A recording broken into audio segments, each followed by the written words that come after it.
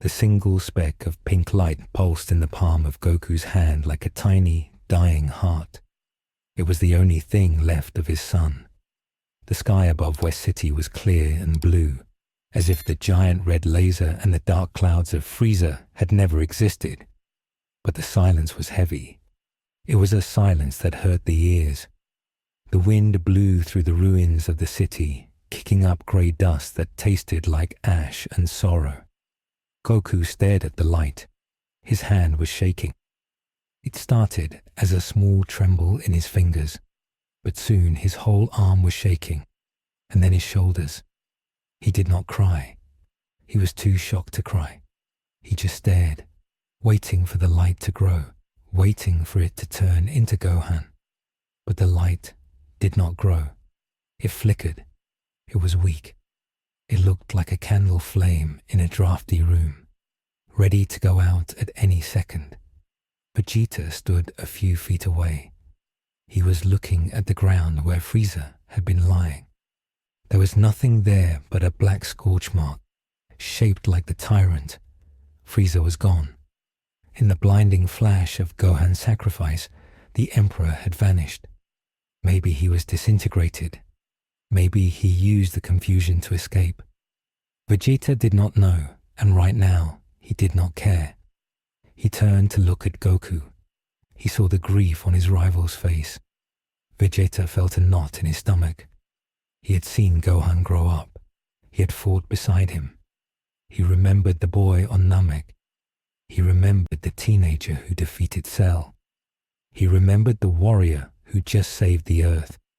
Vegeta clenched his fists until his knuckles turned white. He hated this feeling. He hated feeling helpless. He wanted to punch something. He wanted to scream. But there was no enemy left to fight. There was only the empty sky and the tiny pink light. Piccolo landed next to Goku. The orange giant was shrinking back down to his normal size. His skin returned to green.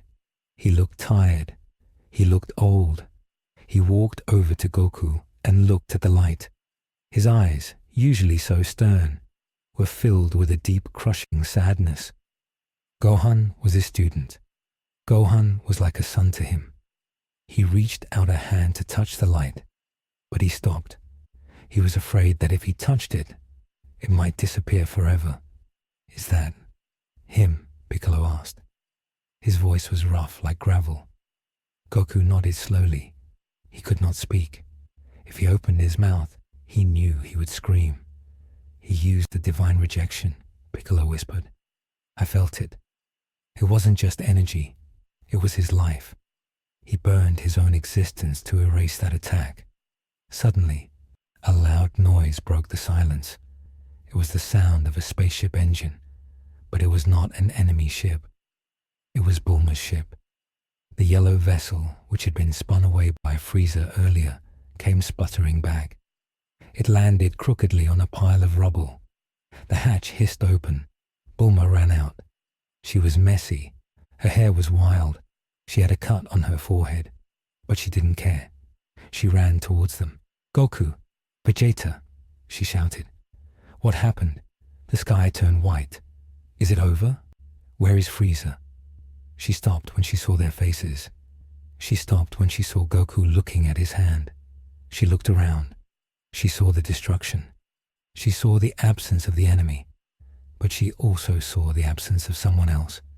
"Where is Gohan?" she asked. Her voice trembled. Goku looked up. His eyes were red. He held out his hand. He showed her the speck of pink light. Bulma looked at it. She looked at Goku. She shook her head. "No," she said. "No, that can't be." She took a step back. "Don't tell me that's Gohan." Goku didn't answer. He didn't have to. Bulma covered her mouth with her hands. Tears began to stream down her face. She fell to her knees in the dust. She cried for her friend's son. She cried for Videl. She cried for Pan. The sound of her weeping was the only sound in the dead city. Vegeta walked over to her. He put a hand on her shoulder. He was awkward, but he was trying to comfort her. "He saved us, Bulma. Vegeta said softly. He saved everyone. The planet would be gone if not for him. Bulma hit Vegeta's leg. She hit him again. I don't care about the planet, she sobbed. I want Gohan. Bring him back. Use the Dragon Balls. Do something. Goku looked at the light again. We can't, he whispered. His voice was hoarse. This isn't death, Bulma. I can feel it. His energy isn't in the other world. King Yemma won't have him. He's somewhere else. He erased himself. Just then, a shimmer of light appeared in the air above them. It was a rainbow light. A tall figure floated down. It was Whis. The angel held his staff. His face was serious. Usually, Whis was smiling or making jokes about food, but not today. He landed softly on the broken concrete. He walked over to Goku.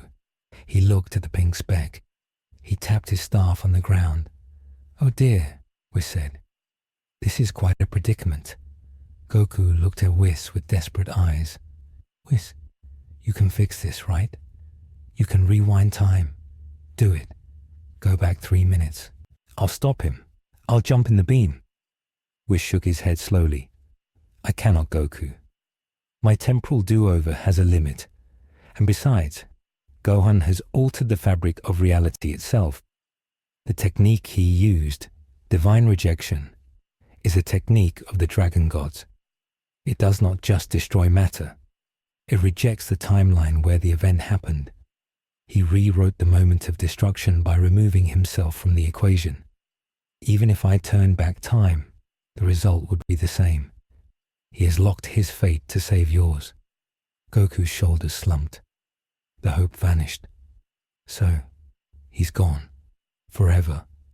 Whis leaned in closer to the pink light. The light pulsed against Whis' face. Not necessarily, Whis said. This light, it is his soul. It is his fundamental concept. He has not been destroyed. He has been scattered. He is drifting in the space between dimensions, the void of Zalama. This speck you hold is the anchor. As long as this light exists, Gohan exists. But, Whis paused. But what? Vegeta demanded. Spit it out, Angel. But the light is fading, Whis said grimly. He is using the last of his energy to hold on to this reality. Once this light goes out, his soul will dissolve into the nothingness. He will be forgotten. History will change. It will be as if Son Gohan never existed at all. Panic seized Goku. He cupped his other hand around the light, as if to protect it from the wind. How do we save him? Tell me what to do. I'll do anything. Whis looked at the sky. He seemed to be calculating something. We need to reforge him, Whis said. He is like a broken sword. The pieces are there, but they are scattered. We need a forge hot enough and strong enough to pull his pieces back together.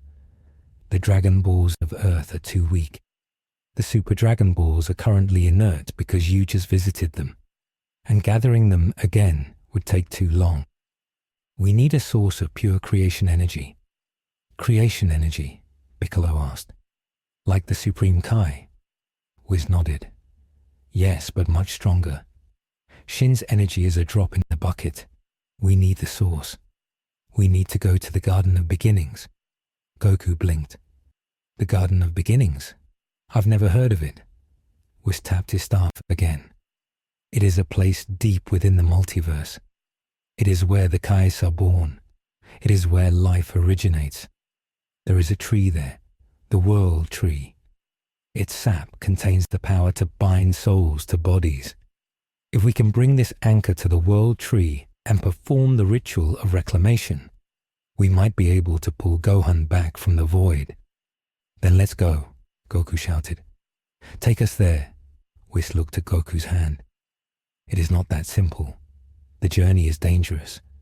The garden is guarded by ancient forces, and the ritual, it requires a sacrifice of energy, divine energy. You and Vegeta will have to give up a significant amount of your own God Ki to fuel the process. It might permanently weaken you. You might lose the ability to go Super Saiyan Blue, or worse. Vegeta stepped forward.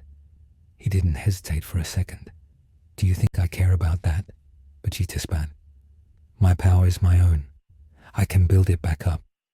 If burning my God Ki brings back the brat, then take it. I won't owe him my life. I hate owing people. Goku nodded vigorously. Yeah, take it all, Whis.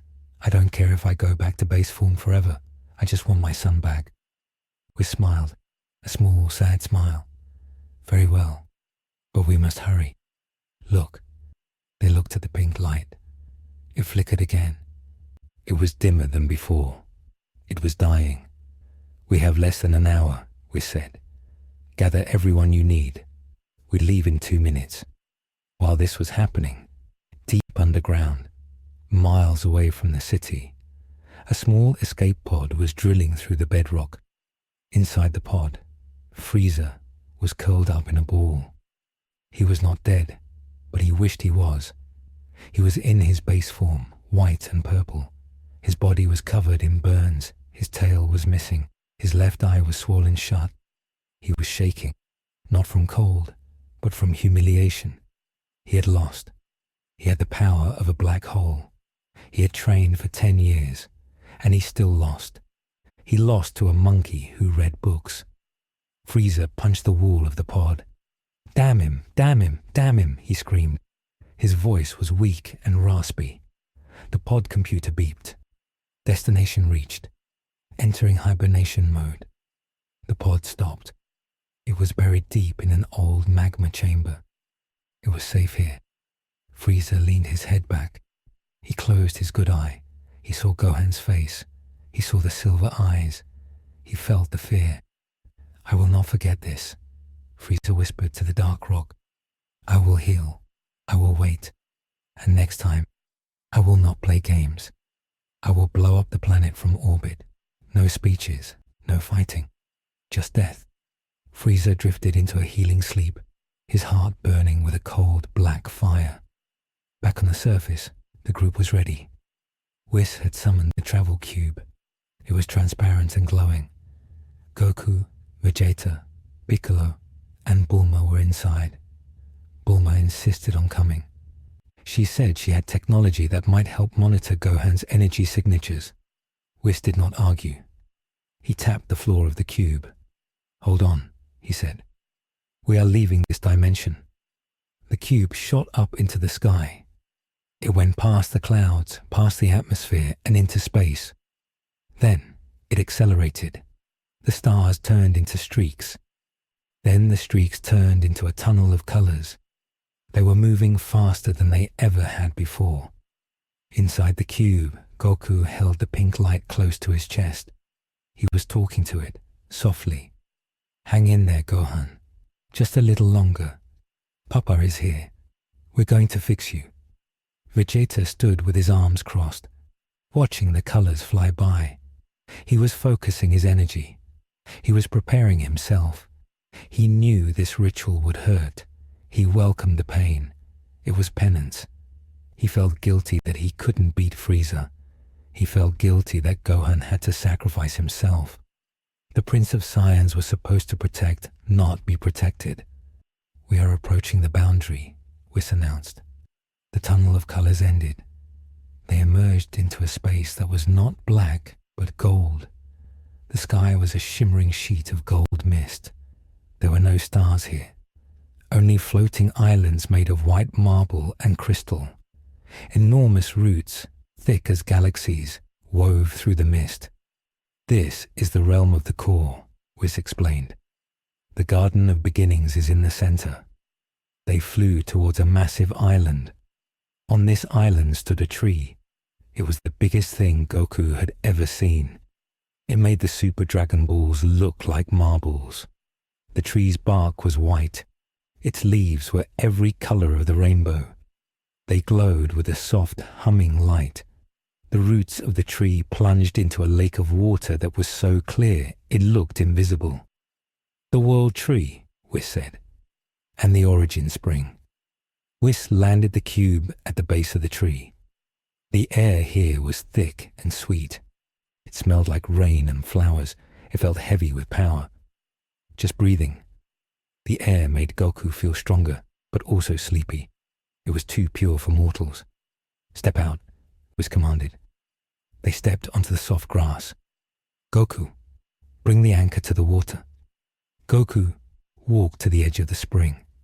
He knelt down. He held his hand over the water. "Do I drop it in?" he asked. "No," was said. "You must enter the water with it. You too, Vegeta. The water acts as a conductor. You must submerge yourselves. Hold the light between you. Then you must push your God Kai into the light. Do not hold back. If you stop, the process fails." Vegeta walked into the water. It was cold. It shocked him. He waded out until the water was up to his chest. Goku joined him. They stood face to face. Goku opened his hand. The pink light floated there, hovering just above the surface of the water. It was very dim now. It was almost invisible. "Ready, Vegeta?" Goku asked. Vegeta nodded. "Let's get this over with." "Begin," was shouted. Goku and Vegeta screamed. They didn't turn Super Saiyan. They didn't turn blue. They just pushed their raw God Kai out of their bodies. A golden aura flared around Goku. A purple aura flared around Vegeta. They directed the energy into the pink speck. The moment the energy hit the speck, it reacted. It flared up. It turned angry red. A shockwave blasted out from the light. It knocked Goku and Vegeta back, but they planted their feet in the mud of the lake bottom. "Don't let go," Vegeta yelled. "Push harder." They pushed harder. The water around them began to boil. The pink light started to spin. It grew from a speck to a ball the size of a baseball, then a basketball. But it was unstable. It was jagged and spiking. It was screaming. A high-pitched sound that sounded like Gohan screaming in pain. "It hurts him," Goku yelled. "We're hurting him." "We have to," was called from the shore. "You are forcing his soul back into a shape. It is agonizing but necessary. Keep going." Goku closed his eyes. Tears squeezed out. "I'm sorry, Gohan. I'm sorry." He pushed more energy. He felt his own power draining away. He felt the God Ki leaving his cells. It felt like bleeding. He was emptying himself. Vegeta was grunting. His veins were popping out on his forehead. He was pouring everything he had into the light. Inside the light, in the void of Zalamar, Gohan was floating. He didn't know where he was. He didn't know who he was. Everything was white, silent, cold. He felt like he had been sleeping for 1,000,000 years. He remembered a fight, a monster, black and purple. He remembered anger, red anger. He remembered a beam, a red beam. He remembered pain, and then nothing. "Am I dead?" The thought floated through his mind. "Yes," a voice answered. But it wasn't his voice. It was a voice that sounded like many voices, ancient voices. "You are rejected," the voice said. "You rejected reality, so reality rejected you." "I had to," Gohan thought, "to save them." "Who?" the voice asked. "Them. Pan, Videl, Dad, Mum." The names felt slippery, hard to hold on to. "They are gone," the voice said. "You are here. Let go. Sleep." It was tempting. Sleep sounded good. He was so tired. His soul was heavy. If he slept, the pain would stop. He closed his mental eyes. He started to drift away.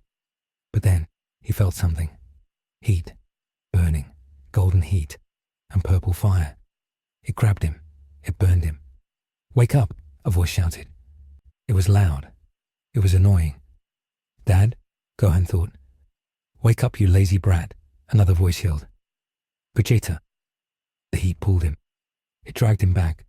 He didn't want to go. It hurt. "Let me go," Gohan thought. "It hurts." "No." The grip tightened. "We are not letting you go." Back at the spring, the water was thrashing. The sky of the Golden Realm was turning dark. Storm clouds gathered. The ritual was disturbing the balance of the garden. Lightning struck the world tree. The dimension is rejecting the resurrection, Whis shouted. The forces of nature are fighting back. Piccolo, defend them.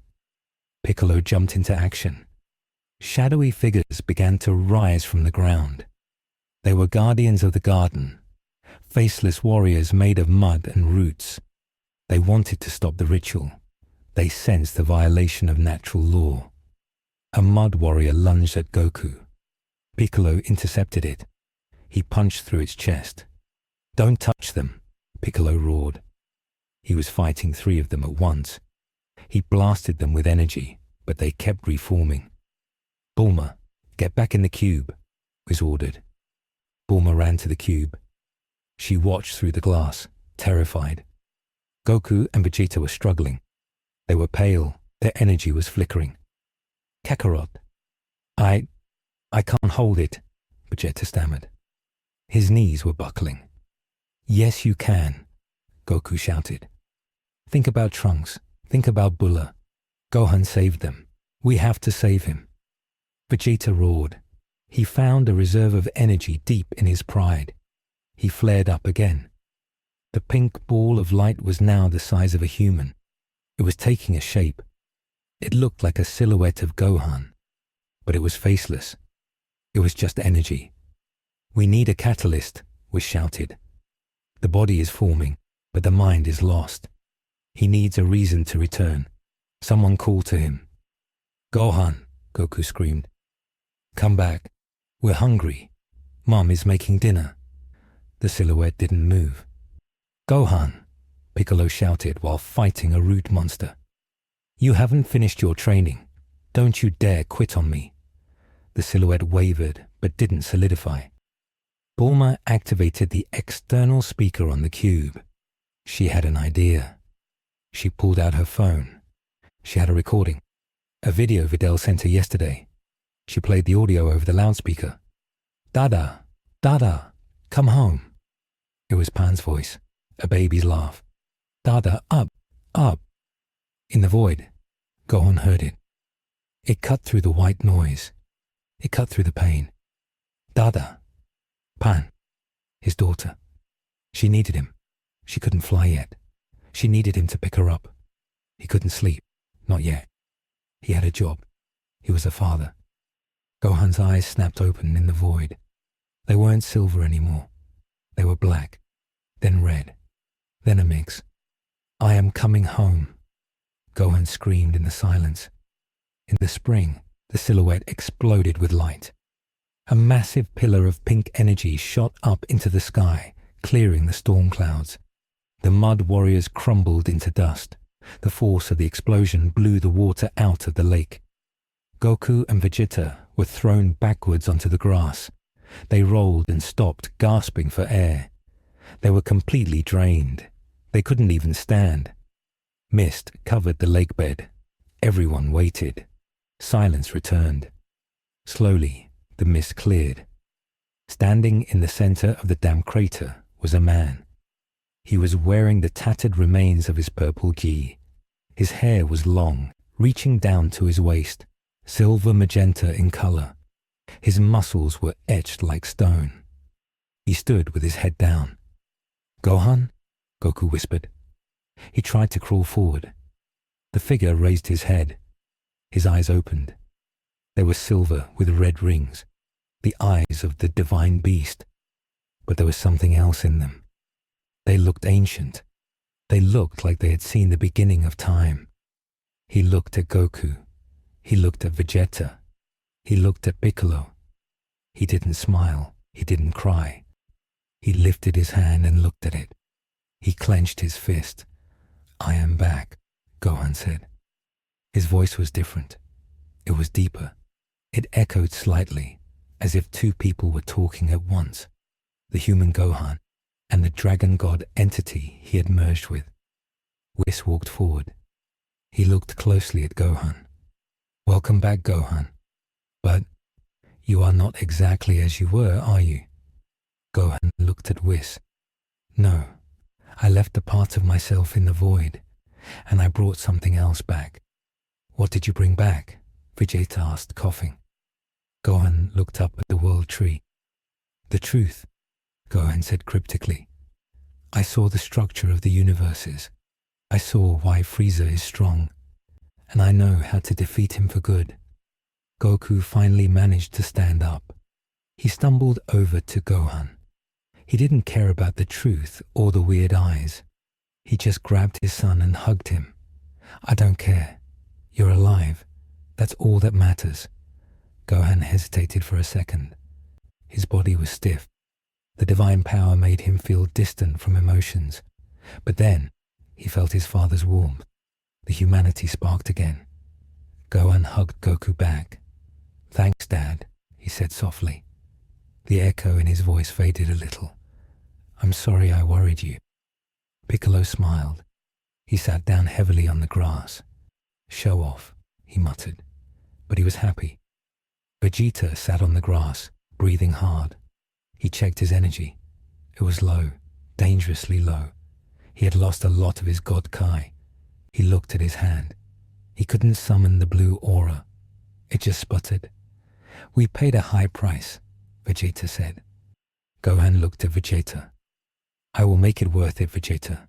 I promise. Whis tapped his staff. We should return.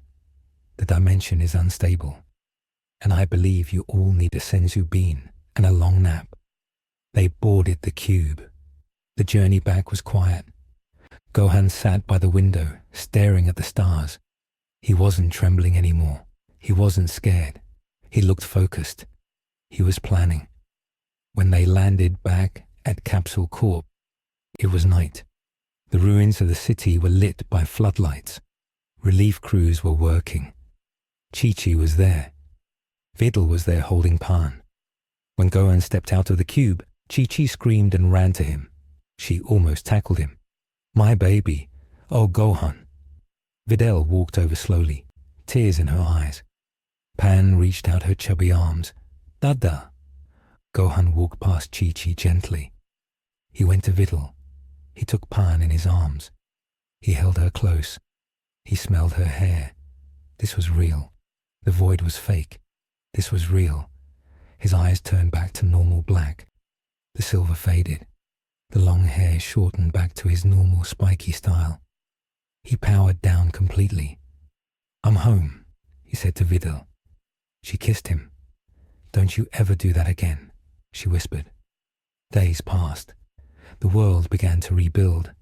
The Dragon Balls were gathered, the Earth ones, to wish back the people killed by Frieza's army and the city infrastructure.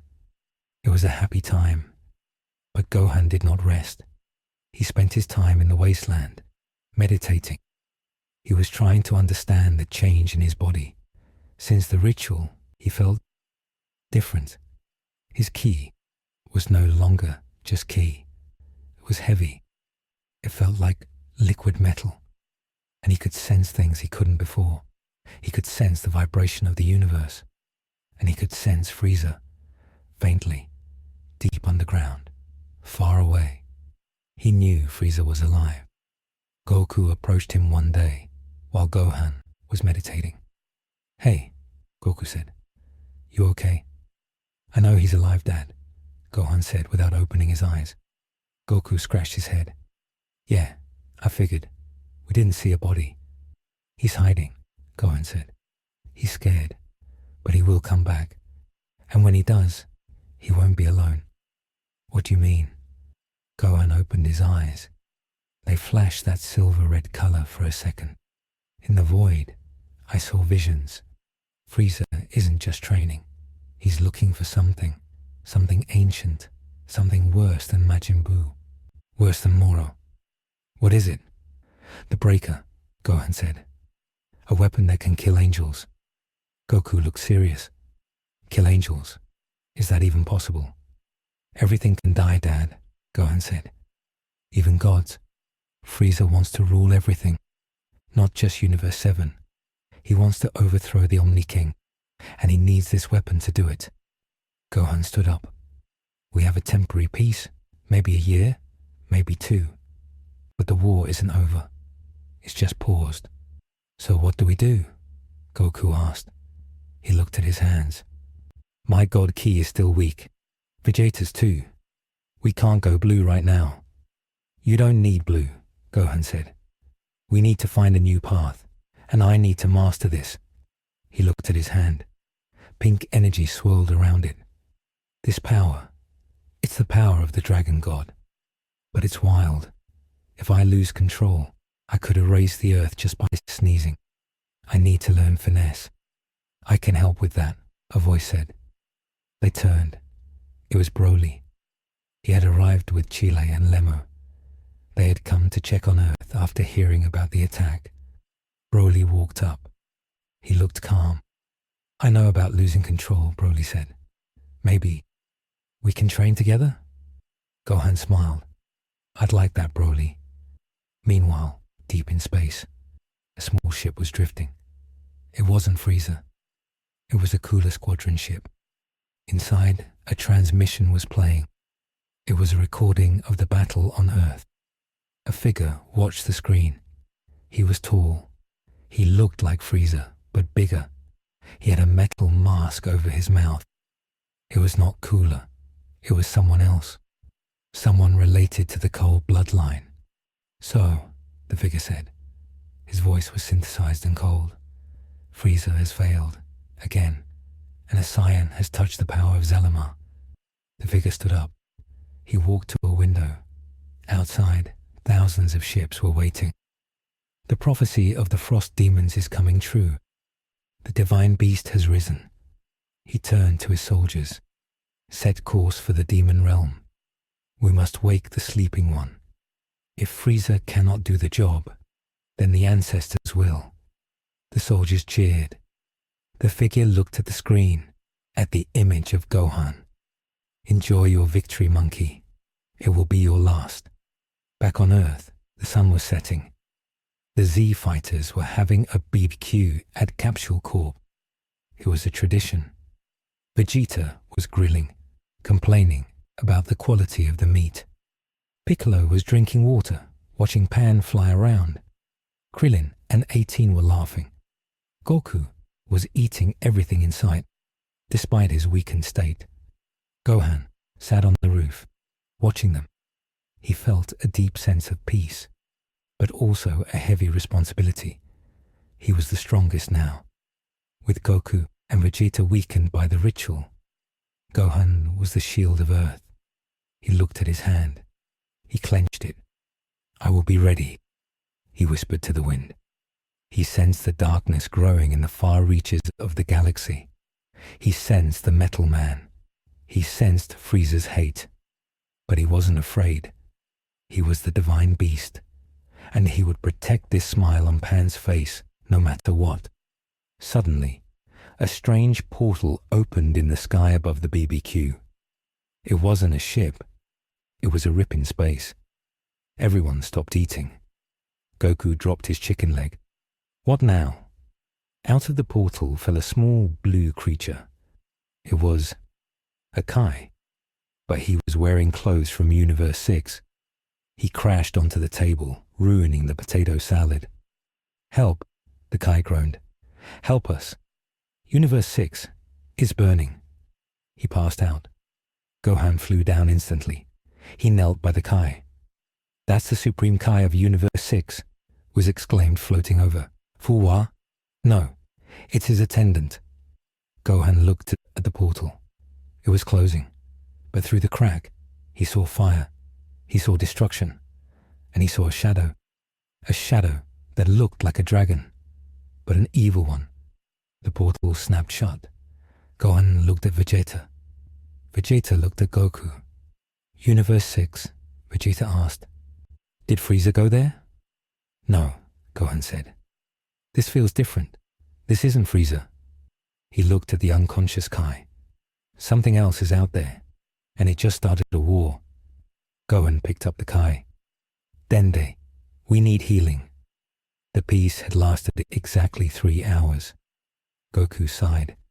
Well, at least I got to eat some chicken. He stood up.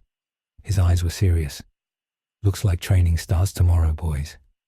Gohan looked to the stars. The adventure wasn't over. It was just getting bigger.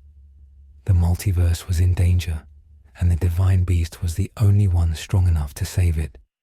The screen fades to black. A new threat has emerged from a sister universe. Who is destroying Universe 6? And can Gohan handle a threat that spans across dimensions? Find out in the next episode.